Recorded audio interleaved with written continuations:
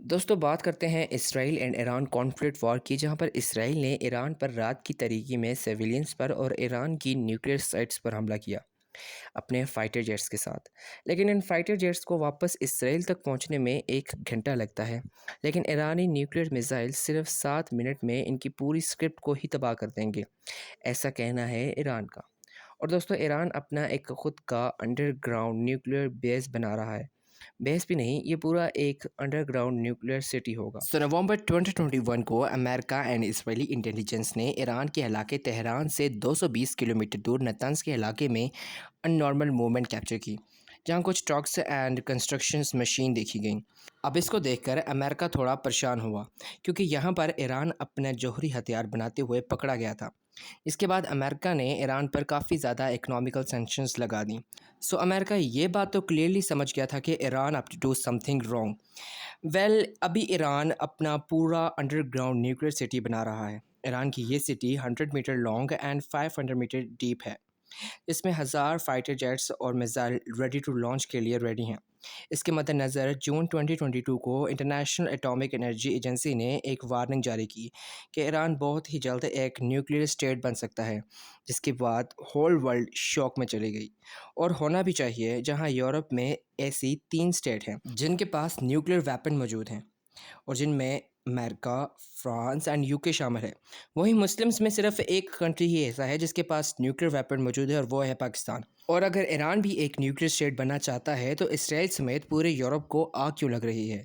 کیا وہ مسلم سے ڈرتے ہیں کہ کہیں وہ اسرائیل کو ختم نہ کر دیں؟ وہیں آپ نے اکثر دیکھا ہوگا کہ امریکہ ایسے کنٹریز پر حملہ کرتا ہے جن کے پاس نہ تو کوئی ایئر فورس ہوتی ہے اور نہ ہی کوئی نیول فورس، جیسے کہ افغانستان، عراق اینڈ لیبیا۔ پر شاید یہی وجہ ہے کہ امریکہ ایسے کنٹریز پر حملہ کر کے اپنا رعب و دبدبہ جمانا چاہتا ہے۔ لیکن آپ نے یہ بھی دیکھا ہوگا کہ امریکہ کبھی بھی چائنا اینڈ رشیا جیسے most develop and powerful countries سے پنگا لینا تو دور، ان پر اٹیک کرنے کا بھی نہیں سوچتا۔ لیکن 2019 میں ایران نے اسٹریٹ آف ہارموز پر موجود ایک امریکن ڈرون کو مار گراتا ہے اور یہ دھمکی دیتا ہے کہ وہ اسٹریٹ آف ہارموز کو بلاک کر دے گا۔ اب اسٹریٹ آف ہارموز US کے لیے اس لیے بھی امپورٹنٹ ہے کیونکہ یہاں سے US اپنا 43% کروڈ آئل امپورٹ کرتا ہے، اور اگر ایران نے ایسا کر دیا تو اس سے US کی اکانومی ہیویلی ہیمپر ہو سکتی ہے۔ لیکن ایران صرف US کا دشمن نہیں ہے، وہ اسرائیل کو بھی اپنا اتنا ہی کٹر دشمن مانتا ہے۔ اور جب سے ایران میں اسلامک ریولوشن شروع ہوا ہے، تب سے ایران اور اسرائیل کے ریلیشن اور بھی خراب ہو گئے ہیں، کیونکہ امریکہ اینڈ اسرائیل کی من پسند حکومت ایران سے ختم ہو چکی تھی۔